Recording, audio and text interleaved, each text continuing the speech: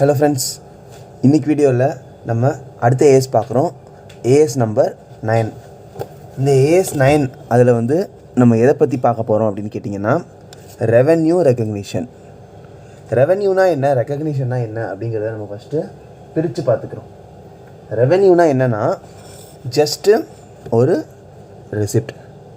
பணம் நமக்கு உள்ளே வருதுன்னா அதுக்கு பேர் தான் வந்து ரெவென்யூ. ஸோ எந்தெந்த வகையிலலாம் வந்து நமக்கு உள்ளே பணம் வருதோ அது எல்லாமே என்னது, ரெவென்யூ அப்படிங்கிற டெஃபினேஷனுக்குள்ளே வருது. ஃபார் எக்ஸாம்பிள், இப்போ நம்ம ஒரு பொருளை விற்கிறோம் அப்படின்னா ஆட்டோமேட்டிக்காக ரெவென்யூ வந்துடும். ஒரு சர்வீஸ் பண்ணுறோம் அப்போ நமக்கு பணம் உள்ளே வருது, அது ஒரு ரெவென்யூ. நம்ம கம்பெனியில் ஷேர் வாங்கியிருக்கோம், அதுலேருந்து நமக்கு டிவிடெண்ட் கிடைக்குது, அது ஒரு டைப் ஆஃப் ரெவென்யூ. நம்ம பேங்க்கில் அக்கௌண்ட் வச்சுருக்கோம், அக்கௌண்ட்டுக்கு நமக்கு இன்ட்ரெஸ்ட் கிடைக்குது, அது ஒரு ரெவென்யூ. இது எல்லாமே ரெவென்யூ. அப்படிப்பட்ட ரெவென்யூவை நம்ம எப்போ ப்ராஃபிட் அண்ட் லாஸ் அக்கௌண்ட்டில் ரெக்கார்ட் பண்ண போகிறோம் அப்படின்னு நம்ம வந்து சொல்ல போகிற ஏஎஸ் தான் வந்து AS-9. எப்போ, அதுதான் இங்கே பாயிண்ட். எப்போ வந்து இந்த ரெவென்யூவை நம்மளோட ப்ராஃபிட் அண்ட் லாஸ் அக்கௌண்ட்டில் ரெக்கார்ட் பண்ண போகிறோங்கிறது தான் வந்து revenue recognition AS-9. And when it should be postponed, எப்போ பண்ணணும் எப்போ பண்ணக்கூடாது அப்படிங்கிறத தான் வந்து AS-9 வந்து மென்ஷன் பண்ணுது. எக்ஸாம்பிள், நான் ஆல்ரெடி சொன்ன மாதிரி sale of goods, rendering services, interest, dividend, royalty income, இதெல்லாம் தான் வந்து AS-9க்கான எக்ஸாம்பிள்ஸ். இப்போ ரெவென்யூ ரெகக்னிஷன், எப்போ ரெவென்யூ நம்ம ரெகக்னைஸ் பண்ண போகிறோம்? At the time of sale of goods or at the time of rendering services. எப்போ நம்ம வந்து ஒரு பொருளை விற்கிறோம் அப்போ ரெக்கார்ட் பண்ணணும். எப்போ ஒரு தடவை நம்ம சர்வீஸ் பண்ணுறோம் அப்போ நம்ம ரெக்கார்ட் பண்ணணும். Suppose if there is any uncertainty regarding collection, then it shall be postponed. For example, நம்ம ஏங்கிறவர் பிக்கு வந்து கிரெடிட்டில் ஒரு பொருளை விற்றுருக்காரு.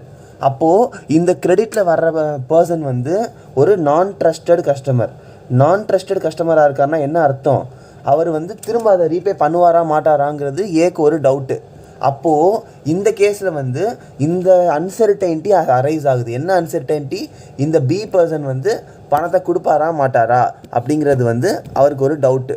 யாருக்கு? ஏக்கு வந்து டவுட்டு. அப்போ என்ன ஆகும்? ஆட்டோமேட்டிக்காக வந்து இந்த அக்கௌண்டிங் வந்து போஸ்ட்போன் ஆயிரும். ஏன் அந்த அக்கௌண்டிங் போஸ்ட்போன் ஆயிடுது? ஏன்னா நமக்கு இன்னும் கன்ஃபார்மாக ரெகக்னைஸ் ஆகலை இது சேல் தான் அப்படின்னு சொல்லி. ஏன்னா பணம் வரலைன்னா அது சேல் கிடையாதுல்ல. ஸோ அந்த அன்சர்டன்ட்டி அரைஸ் ஆயிடுச்சுன்னா ஆட்டோமேட்டிக்காக இது வந்து சேல் கிடையாது, அது போஸ்ட்போன் ஆயிரும் அப்படின்னு சொல்கிறாங்க. அடுத்த இம்பார்ட்டன்ட் பாயிண்ட்டு, சேல் ஆஃப் குட்ஸுக்கான ஒரு 4 கண்டிஷன். இது ரொம்ப ரொம்ப இம்பார்ட்டண்ட் எக்ஸாம் பாயிண்ட் ஆஃப் வியூவில். இந்த 4 கண்டிஷனும் சாட்டிஸ்ஃபை ஆச்சுன்னா தான் ஆஸ் பர் AS-9 ஒரு டிரான்சாக்ஷனை நம்ம வந்து சேல் அப்படின்னு நம்ம சொல்கிறோம். என்ன அப்படின்னு கேட்டிங்கன்னா, first one, transfer of ownership from seller to buyer. அந்த பொருளோட ஓனர்ஷிப் வந்து செல்லர்கிட்டேருந்து பையருக்கு ட்ரான்ஸ்ஃபர் ஆகிடணும். ரிஸ்க் அண்ட் ரிவார்டு, அந்த ஓனர்ஷிப்பில் அந்த பொருளில் ரிலேட்டடாக இருக்கிற ரிஸ்க் ரிவார்டு எல்லாம் வந்து செல்லர்கிட்டேருந்து பையருக்கு ட்ரான்ஸ்ஃபர் ஆகிடணும். Seller has no effective control, எந்த ஒரு கண்ட்ரோலுமே இருக்கக்கூடாது. விச் மீன்ஸ் இது என்னோடய பொருள் தான், இந்த இதில் எனக்கு இந்த ஓனர்ஷிப் இருக்குதுன்னு சொல்லி விற்றதுக்கப்புறமா எந்த ஒரு கண்ட்ரோலும் வந்து பண்ண முடியாது. 4வது, தெர் இஸ் நோ அன்சர்டைன்ட்டி. இந்த 4வதுங்கிற கேஸ் வந்து எப்போவுமே வந்து நார்மலான ஒரு கேஸு, அதில் எந்த ஒரு டவுட்டுமே கிடையாது. அடுத்தது, treatment of inter divisional transfer அப்படிங்கிறத வந்து நம்ம AS-9க்கு கீழே ரெவென்யூன்னு சொல்ல மாட்டோம்னு சொல்லிட்டாங்க. ஏன் வந்து இன்டர் டிவிஷனல் ட்ரான்ஸ்ஃபரை ரெவென்யூன்னு சொல்ல மாட்டேங்கிறோம்? ஏன்னா ஜஸ்ட்டு ஒரு யூனிட்லேருந்து இன்னொரு யூனிட்டுக்கு ட்ரான்ஸ்ஃபர் ஆகுது. ஓவராலாக பார்த்தீங்கன்னா அது கம்பெனிக்கு ஒரு காஸ்ட். ஏன்னா ஒரு யூனிட்லேருந்து இன்னொரு யூனிட்டுக்கு ட்ரான்ஸ்ஃபர் பண்ணுற காஸ்ட் மட்டும்தானே தவிர அது ஏர்ன் பண்ணுற ரெவென்யூ இன்னொரு கம்பெனியோட காஸ்ட், இன்னொரு யூனிட்டோட காஸ்ட்டு. அந்த இன்னொரு யூனிட்டுக்கு அதை ட்ரான்ஸ்ஃபர் பண்ணுறோன்னா அது அந்த யூனிட்டுக்கு காஸ்ட்டு, திரும்ப இன்னொரு யூனிட்டுக்கு ரெவென்யூ, எல்லாமே அட்ஜஸ்ட் ஆகிடுது. அதனால தான் இன்டர் டிவிஷனல் ட்ரான்ஸ்ஃபரை வந்து AS-9க்கு கீழே ரெவென்யூன்னு நம்ம சொல்ல மாட்டேங்கிறோம். ஒரே ஒரு சின்ன இல்லஸ்ட்ரேஷன் பார்க்கலாம்.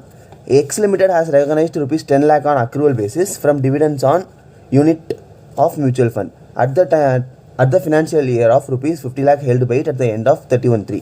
Dividends were declared at 20% at the end of dividends were declared at 20% on 15th July. The dividends were proposed on 10th April by declaring company. So 15th July வந்து டிக்ளேர் பண்ணியிருக்காங்க, 10th April வந்து propose பண்ணியிருக்காங்க. அதுக்கு முந்தின வருஷத்துலேயே வந்து okay. இதில் பார்த்தீங்க அப்படின்னா நம்ம 3 டேட் இருக்குது. ஃபஸ்ட்டு 31 ப்ரீவியஸ் இயரில் நம்மக்கிட்ட யூனிட்ஸ் இருந்திருக்கு. ப்ரொப்போஸ் பண்ணது 10th April, டிக்ளேர் ஆனது 15th July. இந்த 3 டேட்டில் நம்ம இதில் என்ன கண்டுபிடிக்க போகிறோம் அப்படின்னு கேட்டிங்கன்னா ரெவென்யூ எந்த வருஷத்தில் ரெகக்னைஸ் பண்ண போகிறோம் அப்படிங்கிறத தான் நம்ம கண்டுபிடிக்க போகிறோம். இப்போது என்ன தான் வந்து நம்மக்கிட்ட யூனிட்ஸ் இருந்தாலும் as per AS-9 என்ன சொல்கிறாங்க, ஒரு சேலோ இல்லை ரெண்டரிங் சர்வீஸோ எப்போ நடக்குதோ அது மட்டும் இல்லாமல் அல்டிமேட் கலெக்ஷனுக்கான கன்ஃபர்மேஷன் எப்போ கிடைக்குதோ அப்போ தான் நீ ரெவன்யூவை ரெகனைஸ் பண்ணணும் அப்படின்னு சொல்லிட்டாங்க. இந்த கேஸில் யூனிட்ஸ் இருக்குங்கிறதுனால டிவிடெண்ட் வந்துடும் அப்படின்னு கிடையாது. சில நேரத்தில் யூனிட்ஸ் இருந்து டிவிடெண்ட் கொடுக்காமவும் இருக்கலாம். அப்போது இந்த ப்ரொபோஸ்டு டேட் இருக்குது, டிக்ளேர்டு டேட் இருக்குது. இந்த டேட் எப்போ நடந்திருக்குன்னு பாருங்கள். Proposed date 10th April 2013 propose தான் பண்ணியிருக்காங்க. போர்ட் ஆஃப் டைரக்டர்ஸ் போர்டு மீட்டிங்கில் ப்ரொப்போஸ் பண்ணியிருக்காங்க. அதை இன்னும் வந்து ஆனுவல் ஜெனரல் மீட்டிங்கில் ஷேர் ஹோல்டர் கிட்ட கொண்டு வரலை. அப்போது இந்த ப்ரொப்போஸ்டு டேட்னால எந்த ஒரு கன்ஃபர்மேஷனும் நமக்கு கிடைக்கல டிவிடெண்ட் வரப்போகுதுன்னு. டிக்ளேர் பண்ணியிருக்காங்க எப்போ, 15th July. அந்த 15th Julyல தான் நமக்கு ஒரு கன்ஃபர்மேஷன் கிடைக்குது, இந்த வருஷம் நமக்கு டிவிடெண்ட் 20% கிடைக்க போகுது அப்படின்னு. ஸோ இந்த இயர் எண்டிங் 15th July 2013 இருக்கிற year ending which means 31st March 2014 இந்த இயர் எண்டிங்கில் தான் நம்ம என்ன பண்ணணும், இந்த 50 லட்சத்துக்கு 20%, 10 லட்சத்தை வந்து நம்ம வந்து ரெவன்யூவாக ரெகனைஸ் பண்ணணும். Because after declaration of dividend தான் நமக்கு என்ன கிடைக்குது, ஆட்டோமேட்டிக்காக வந்து இந்த கன்ஃபர்மேஷன் கிடைக்குது. இதில் ஏதாச்சும் டவுட்ஸ் இருந்துச்சுன்னா கமெண்ட் செக்ஷனில் கேளுங்கள். Thank you friends.